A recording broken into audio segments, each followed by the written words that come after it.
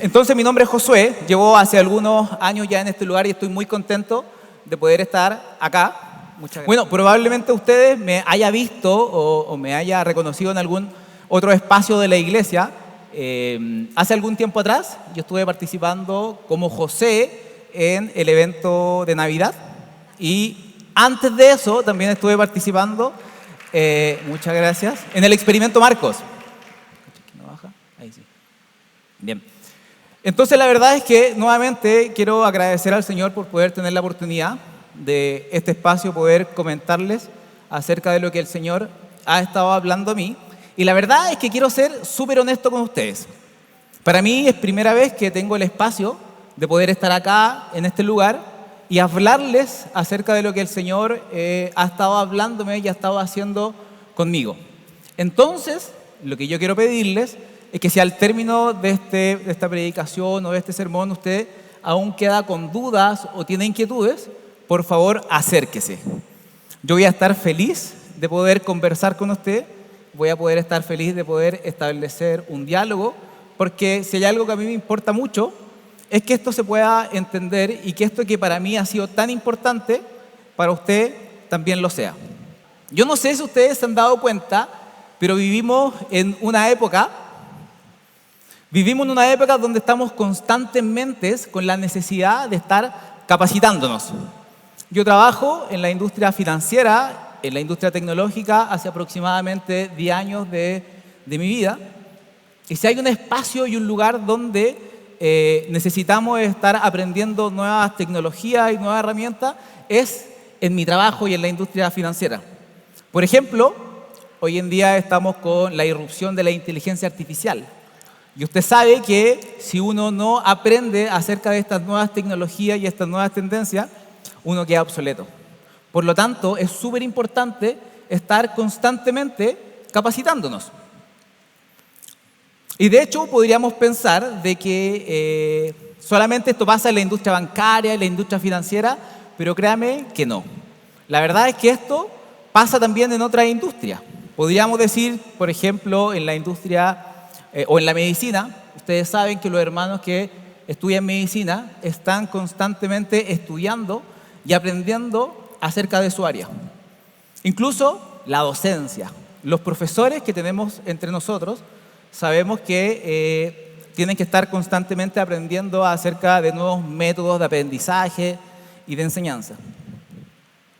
Incluso, para que usted piense, en nuestra época de formación pasamos cerca de 20 años de nuestras vidas formándonos y aprendiendo tanto en etapa escolar como universitaria. De hecho, aprendemos de ética, aprendemos de moral, aprendemos a cómo relacionarnos con el mundo. También en la época escolar aprendemos de matemáticas, de letras, aprendemos a cómo comunicarnos y aprendemos de lógica. Pero también hay personas que acceden a formación profesional y acceden a nuevos conocimientos en áreas particulares como la ingeniería, la docencia, etc.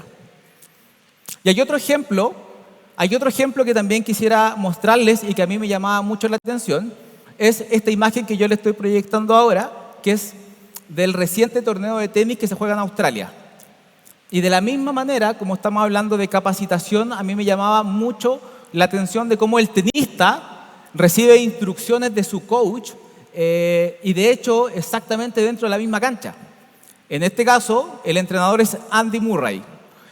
Y es genial el ejemplo del coach deportivo, porque el coach deportivo es una persona que está constantemente dando instrucciones al jugador, incluso en la misma cancha.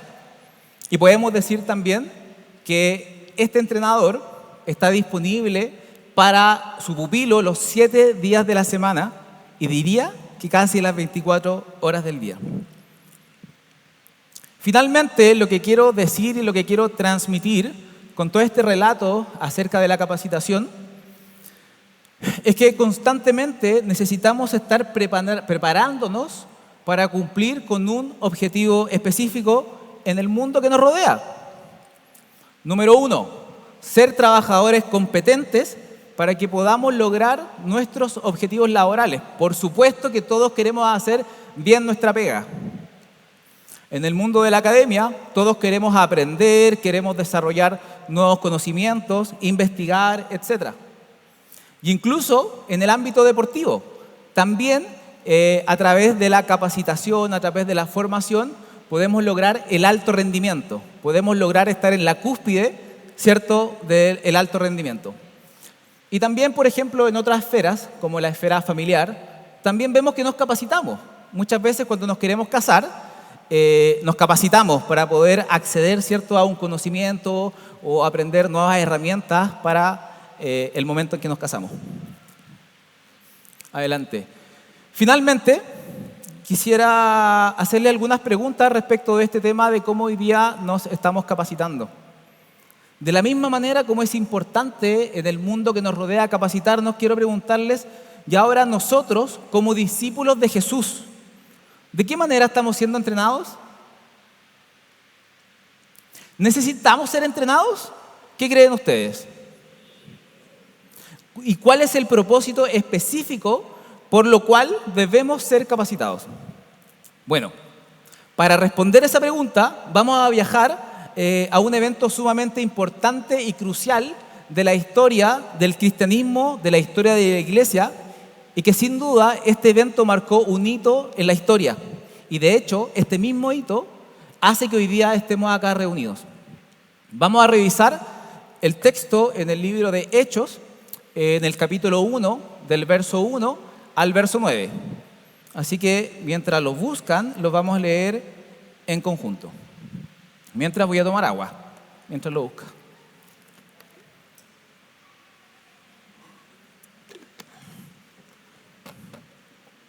Bien, el texto que vamos a leer dice así. Teófilo, en mi primer libro te relaté todo lo que Jesús comenzó a hacer y a enseñar, hasta el día que fue llevado al cielo, después de haberles dado a sus apóstoles escogidos instrucciones adicionales por medio de su Espíritu Santo, durante los 40 días después de que sufrió y murió.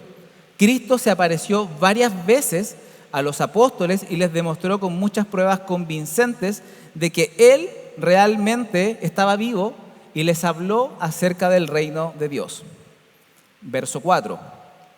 Una vez, mientras comía con ellos, les ordenó: no se vayan de Jerusalén hasta que el Padre les envíe el regalo que les prometió.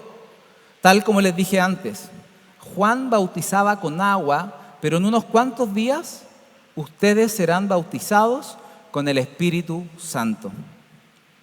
Así que, mientras los apóstoles estaban con Jesús, le preguntaron con insistencia: Señor, ¿ha llegado ya el tiempo de que liberes a Israel y restaures nuestro reino? Jesús le contestó, verso 7, solo el Padre tiene la autoridad para fijar esas fechas y tiempos, y a ustedes no les corresponde saberlo. Verso 8, pero recibirán poder cuando el Espíritu Santo descienda sobre ustedes, y serán mis testigos, y le hablarán a la gente acerca de mí en todas partes, en Jerusalén, por toda Judea, en Samaria y hasta los lugares más lejanos de la tierra. Si pasamos a la siguiente, por favor.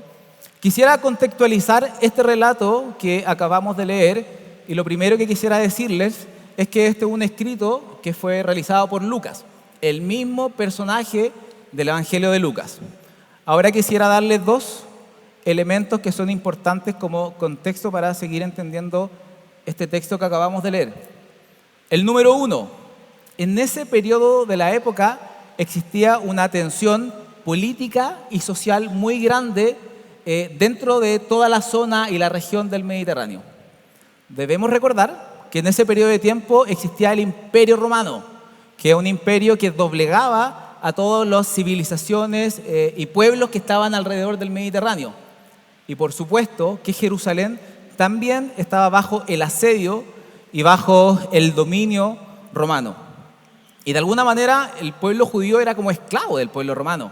De hecho, ellos debían pagar tributo al imperio cada vez que éste lo necesitaba. Uno por un lado. El segundo punto es que existía dentro del pueblo judío una suerte de expectativa o una espera de que iba a llegar un libertador, de que iba a llegar un Salvador, el Mesías. Como ustedes han escuchado, todos los profetas y en general todo el Antiguo Testamento habla acerca de lo mismo, de que iba a venir un Salvador, de que iba a venir un Mesías a restaurar la nación de Israel. Finalmente, con estos dos elementos que acabo de mencionar, por un lado la espera del Salvador y por otro lado la expectativa de una Roma que tenía la opresión sobre el pueblo judío, había esta efervescencia social, ¿cierto? Porque por un lado querían ser liberados de la tiranía romana, pero también estaban a la espera de este libertador, de este Cristo. Entonces, con estos elementos contextuales podemos estudiar el texto que acabamos de leer y se da en un contexto donde Jesús resucita y pasa cerca de 40 días con sus discípulos enseñándoles acerca de la resurrección. Y es en ese contexto que vemos la pregunta que les hace Jesús, ¿cierto? Los discípulos le preguntan: Señor, ¿ha llegado ya el tiempo de que liberes a Israel y restaures nuestro reino? Y la verdad es que podemos apreciar la respuesta de Jesús, que no responde necesariamente en estos códigos del que hablaba el ciudadano judío o sus discípulos. Recuerden que el contexto es que están bajo el asedio romano y están a la espera de la expectativa del Salvador. Pero Jesús no responde en esos códigos. Y es súper interesante la respuesta de Jesús.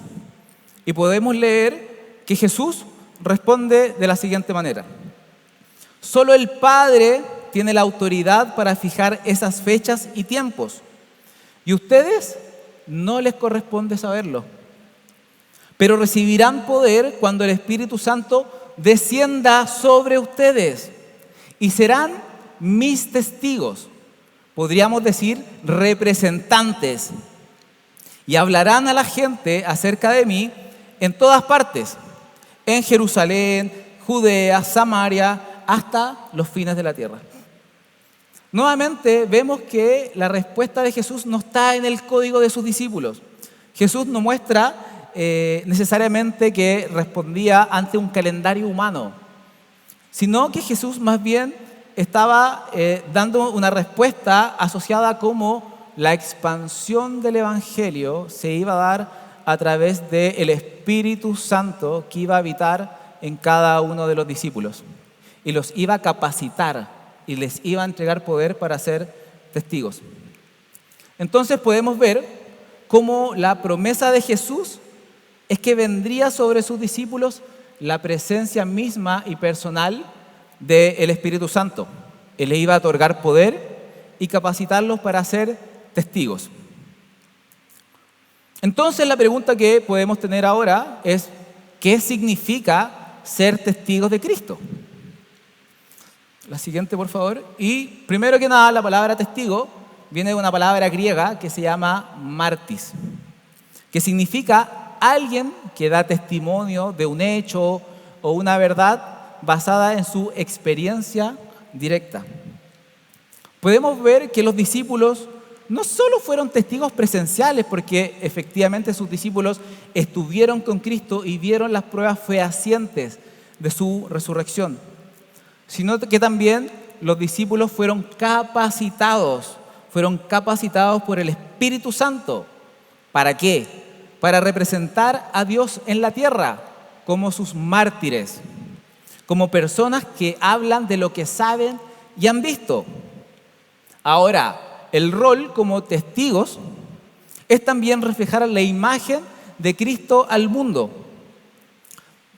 Entonces tenemos esta gran afirmación donde podemos decir que mientras esté la presencia de Dios en los discípulos o en el ser humano, este es capacitado para poder ser testigos y representantes de Dios. Hasta ahí, todo perfecto, ¿cierto? Tenemos al Espíritu Santo habitando en nosotros, nos entrega poder, nos capacita, pero tenemos un problema. Debemos recordar que para poder ser testigos de Cristo hay un fenómeno que sucede con el ser humano y tiene que ver con su propia naturaleza.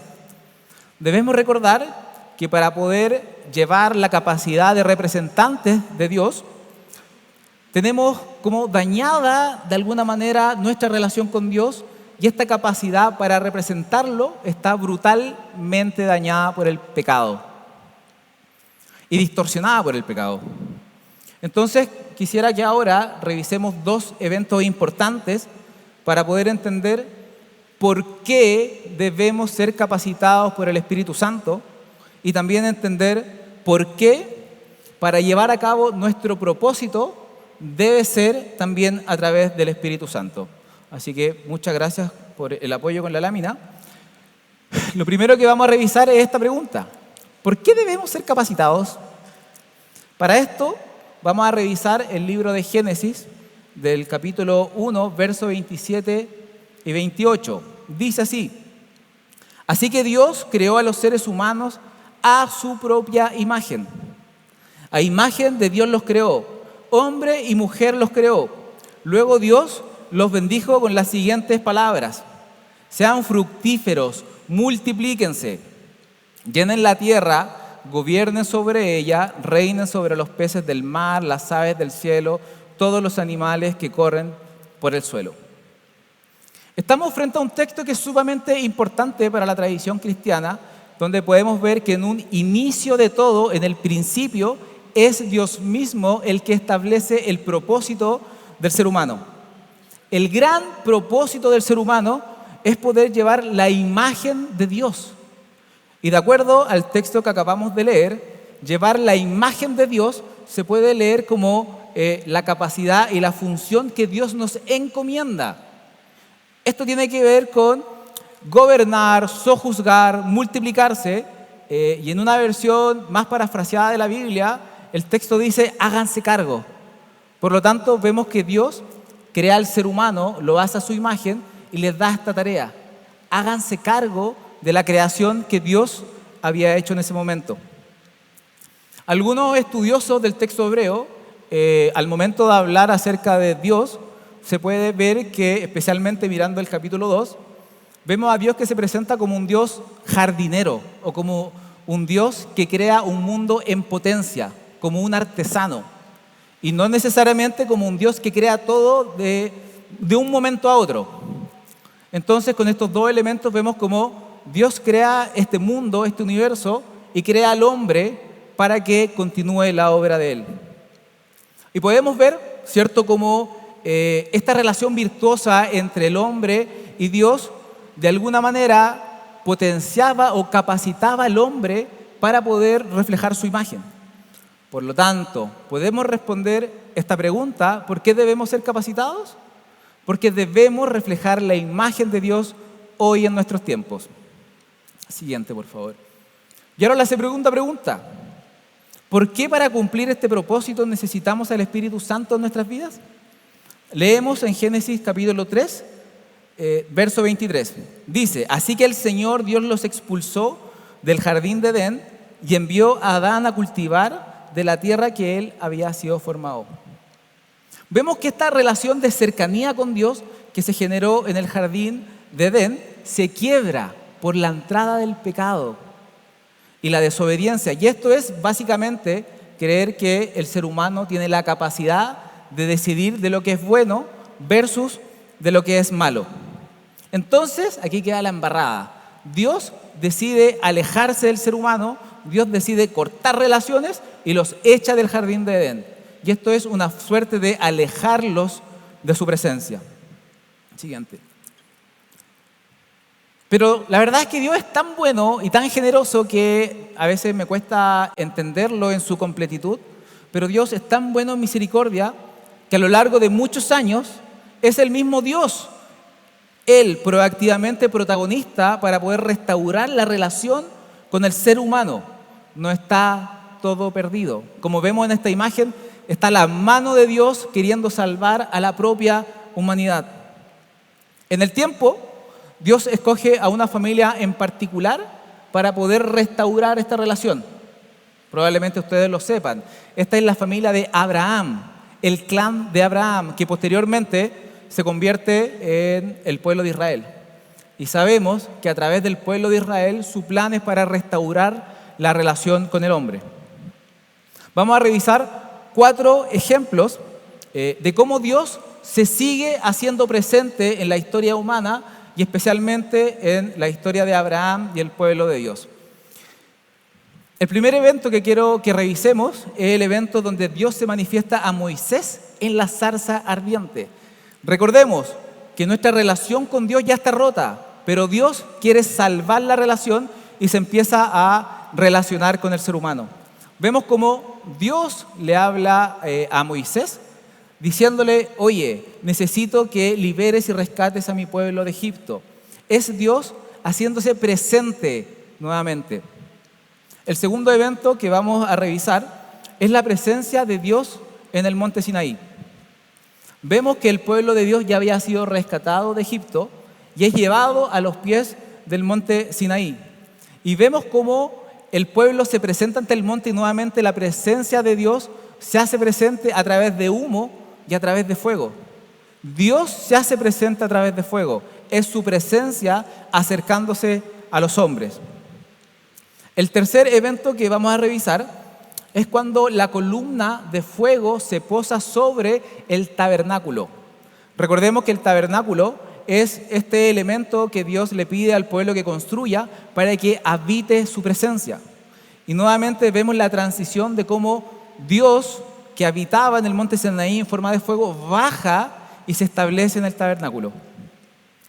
El cuarto elemento que vamos a revisar es cuando Dios llena con su gloria ya no el tabernáculo, sino el templo que Salomón había construido.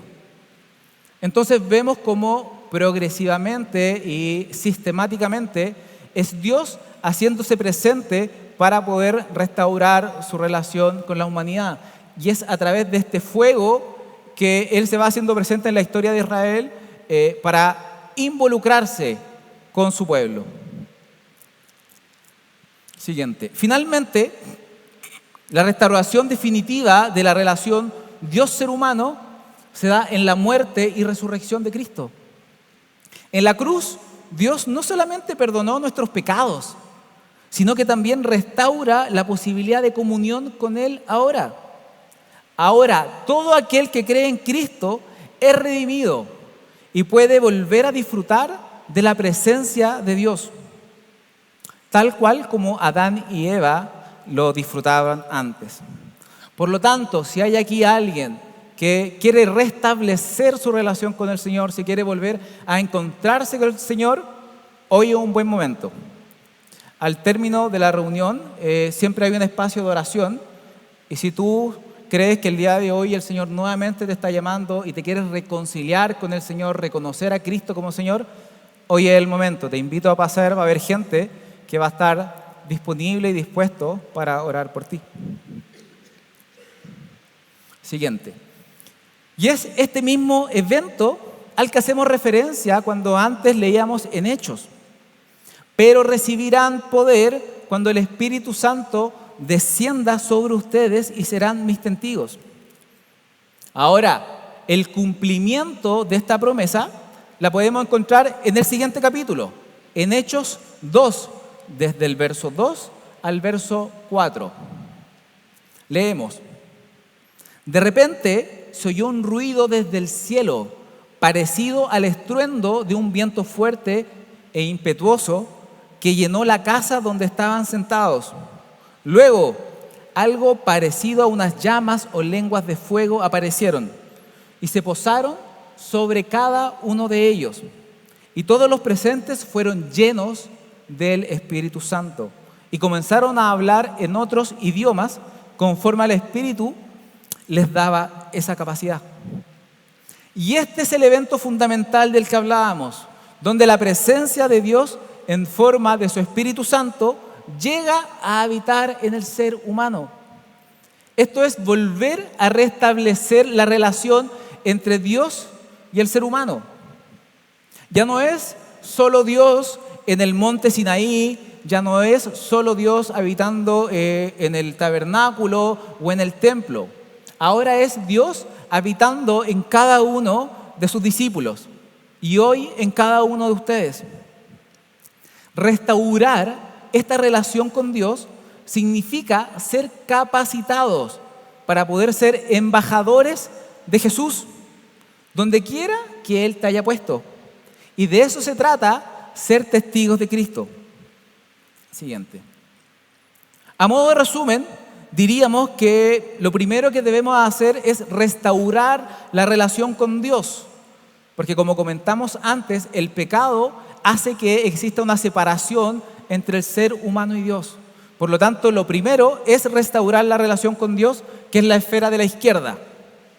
La del centro dice que en la medida que restauramos nuestra relación con Dios, el Espíritu Santo habita en ustedes. Todas las personas que son hijos de Dios y han reconocido a Cristo como su Señor, el Espíritu Santo habita en ustedes. Y la tercera esfera dice que en la medida que el Espíritu Santo habita en ti, el Espíritu Santo te capacita, te da poder y te da poder para ser testigos de Cristo. El Espíritu Santo no nos capacita para cualquier cosa. El Espíritu Santo nos capacita para ser testigos de Él. Somos embajadores de Cristo. Llevamos su imagen de la misma manera como leíamos en Génesis. El propósito de Dios para el ser humano es que llevemos su imagen, que nos hagamos cargo de su creación. Inmediatamente después del relato que acabamos de leer de la venida del Espíritu Santo, Pedro se levanta empoderado por el Espíritu Santo y capacitado por el Espíritu Santo y tiene esta predicación, pero poderosa, así genial, donde se convierten 3.000 personas judías al cristianismo. Y acá lo importante que debemos recordar es que esto se da en un contexto de la celebración de Pentecostés, que esta es una fiesta judía, una de las 3 fiestas judías, que se celebra 50 días después de la fiesta de la Pascua. Y lo importante de esta fiesta era que habían muchos judíos de otras partes del Mediterráneo que viajaban a Jerusalén a celebrar la fiesta de la Pascua. Y es en este contexto donde tenemos la predicación de Pedro, donde Pedro hace la invitación a que estos judíos reconozcan a Cristo como su Señor. Y así, con estas 3.000 personas que reconocieron a Cristo como su Señor y fueron capacitados por el Espíritu Santo, el Evangelio empieza a viajar. Ya no solo a través de los 12 apóstoles, que por supuesto también hicieron su trabajo en la expansión del Evangelio, sino también a través de estos 3.000 personas que el Señor los capacitó con su Espíritu Santo. Y es a través de estas 3.000 personas y también muchas otras que se convirtieron, es que el Espíritu Santo avanza, porque estas 3.000 personas viajaron de vuelta a sus hogares, a través del Mediterráneo, a través de los distintos lugares donde ellos pertenecían, y es que capacitados por el Espíritu Santo, el Evangelio crecía y avanzaba de esa manera. Incluso hoy existen muchos historiadores que se preguntan ¿cómo es posible que el Evangelio haya avanzado de manera tan rápida y ni siquiera existía internet en esa época? Por lo tanto, hay una capacitación del Espíritu Santo que hace que el Evangelio también pueda avanzar. La verdad es que pienso que una de las razones secretas para que esta fuerza, cierto, misionera, diversa, no pasara por alto, es que la verdad es que son las personas comunes y corrientes que en el lugar que Dios las ha puesto difunden el Evangelio siendo testigos y llevando la imagen de Dios. Son las personas comunes y corrientes como ustedes que en el lugar que Dios los ha puesto difunden el Evangelio. ¿Y de qué forma? Siendo testigos de Cristo y llevando su imagen. Al igual que los primeros cristianos, hoy ustedes tienen este llamado santo que el Señor nos ha hecho. Esto quiere decir que nuestro llamado es a ser misioneros a tiempo completo y donde quiera que el Señor los haya puesto a ustedes. Esto, por supuesto, echa por la borda esa antigua y quizás arraigada idea de que mi vida de la iglesia no tiene nada que ver con mi vida del trabajo, con mi vida de universidad. En la semana hago lo que yo quiero y soy distinto, soy otra persona en la iglesia. Por el contrario, la idea de que no existe distinción entre lo sagrado y lo secular, que no existe distinción entre mi vida de iglesia y todo lo que hago el resto de la semana, resalta que todos los cristianos, todos nosotros, tenemos un llamado santo de Dios a ser testigos de Él. Cada persona en este lugar, y sin distinción, y sin importar tu ocupación, sin importar dónde tú te desenvuelves, tienes y debes ser testigo de Dios en el lugar que el Señor te haya puesto. Ustedes van a estar probablemente de acuerdo conmigo, pero hoy en día existe una cantidad de gente que no pondría jamás un pie en la iglesia. Todos tenemos un amigo que le hemos invitado, pero muchas veces, y nunca ha querido venir para acá. Y a esas personas no las vamos a alcanzar a través de nuestras reuniones especiales de día domingo, o a través de las reuniones de hombres All Wheel Drive, o a través de las reuniones de hermanas Aromas. No porque estos espacios no tengan la capacidad de presentar un evangelio genuino, sino más bien porque estamos conversando y tratando con personas que no están dispuestas a venir para acá. Y como ellos no están dispuestos a venir para acá, somos nosotros los que tenemos que ir donde están ellos. Y este es el mismo principio que hemos estudiado en este texto y el mismo principio que toda la Biblia dice. Es que Dios se hace humano para restaurar la relación con su pueblo. Dios habitando en fuego en medio de su pueblo. Involucrémonos con nuestros entornos, involúcrate con tu trabajo para que puedas ser testigo de Cristo. Con lo cual, estamos diciendo que para ser testigos somos nosotros los encargados de involucrarnos. Por ejemplo, si hay un panadero acá, el panadero debe hablar el lenguaje de panadero para establecer una relación con sus colegas. El ingeniero tiene que hablarle a los ingenieros, el abogado a los abogados, un cocinero a los cocineros. Los grandes eventos no van a ganar el corazón de las personas. Por el contrario, son las mismas personas los que van a ganar el corazón de las personas. ¿Y saben qué es lo mejor de esto? Es que nosotros como iglesia ya estamos allá. Ya estamos ganándonos un lugar donde Dios nos ha puesto. Hoy día nosotros estamos donde las papas queman, diríamos en chileno. Siguiente. El 99% de los cristianos tenemos el llamado de ser testigos de Cristo, testigos de Él en los ambientes laborales o donde el Señor te haya puesto. Es cierto que también necesitamos pastores, necesitamos músicos, necesitamos obreros que estén al servicio de la iglesia, pero el resto, el 99% del resto, somos llamados a involucrarnos en nuestra sociedad. Somos llamados a involucrarnos en nuestros trabajos, con nuestros colegas, con nuestros vecindarios o el lugar donde el Señor te haya puesto. Hasta hoy, el Evangelio sigue viajando, transmitido por distintas personas alrededor del mundo y capacitados por el Espíritu Santo. Gerentes de grandes compañías, músicos, médicos, abogados, etcétera, etcétera.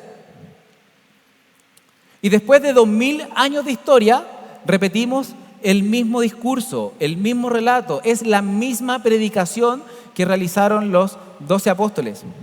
Que Cristo resucitó. Y hoy es nuestro llamado a continuar siendo testigos de Cristo y llevando su imagen donde quiera que Él nos haya puesto. Quisiera pasar a continuación a dejar algunos elementos reflexivos respecto de lo que hemos conversado y ver de qué manera a ustedes les va haciendo sentido. El número 1, primera pregunta, ¿dónde te ha puesto el Señor? ¿Te has puesto a pensar que la obra del Señor avanza a través de ti? ¿Dónde te ha puesto el Señor? ¿En una universidad? ¿En un colegio? ¿En el trabajo? ¿En la banca? en el mundo deportivo, ¿dónde te ha puesto el Señor? Tú tienes un espacio de influencia en ese lugar. Segunda pregunta, ¿cómo estás siendo testigo en el lugar que Dios te ha puesto? A través de ti el mundo lo conocerá.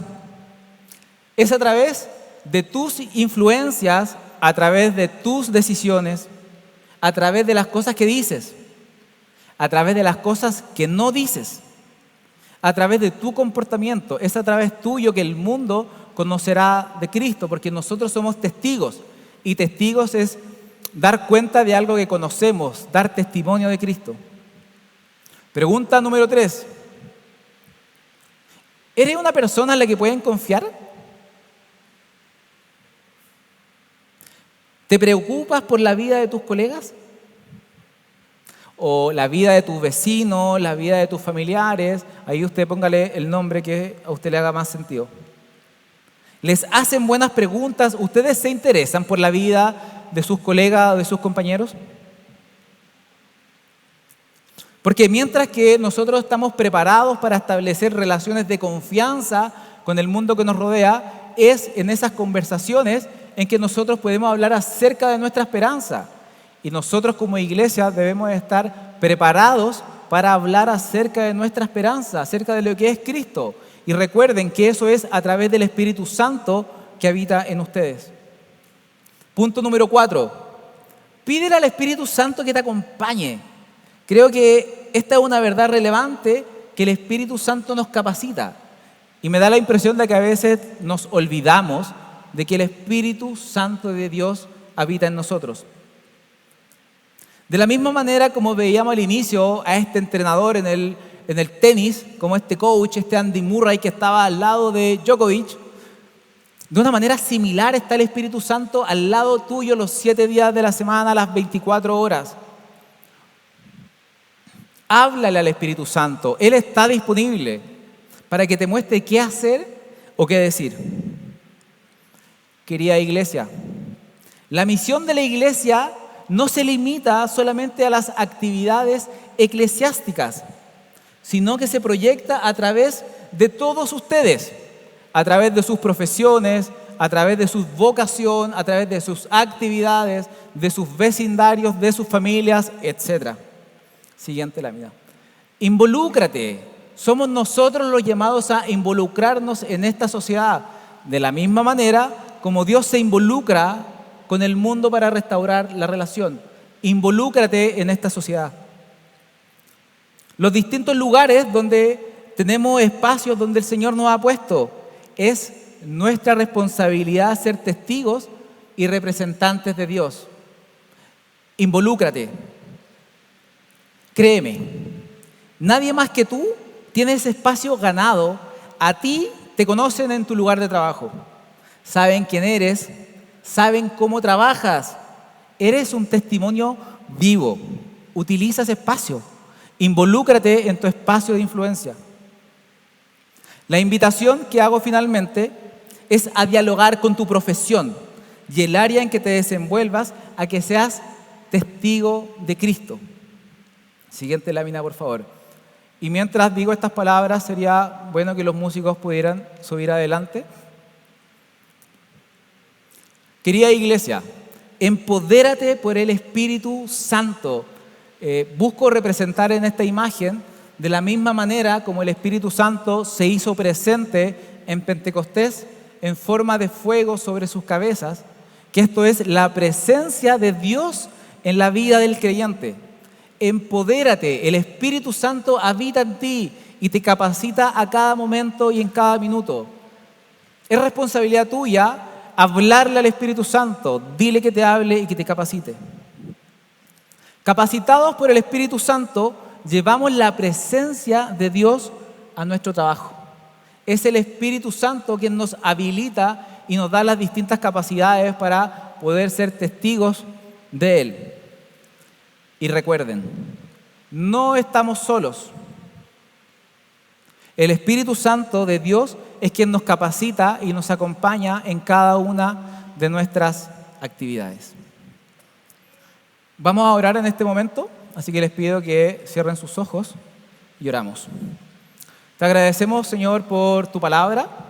Gracias por hablarnos y decirnos, Señor, cómo tú te haces presente a través de la historia y hoy a través de tu Espíritu Santo en cada uno de nosotros que estamos en este lugar. Te pido, Señor, por cada persona que está en este lugar. Te pido, Señor, que tu Espíritu Santo sea capacitándonos a cada uno de nosotros, Señor. Te pedimos que exista un empoderamiento, que exista convicción de que nosotros tenemos el rol de llevar tu imagen, de que tenemos el rol, Señor, de ser testigos tuyos en los distintos lugares donde nos desenvolvemos. Sin duda creemos que el Señor va a hacer su obra a través nuestro. Oramos, Señor, también por cada una de las esferas que están representadas acá. Oramos por todas estas personas que van a estar alrededor nuestro durante la semana o durante el año. Creemos sin duda, Señor, que tu Espíritu Santo es el que hace la obra y solamente nos disponemos a hacer tu voluntad, solamente nos disponemos a escuchar tu voz y hablar de ti, a hablar de lo que hemos visto, a hablar de cómo tu presencia nos ha llenado y solamente bendecirte y honrarte en cada uno de estos lugares. Te honramos, Señor. Amén.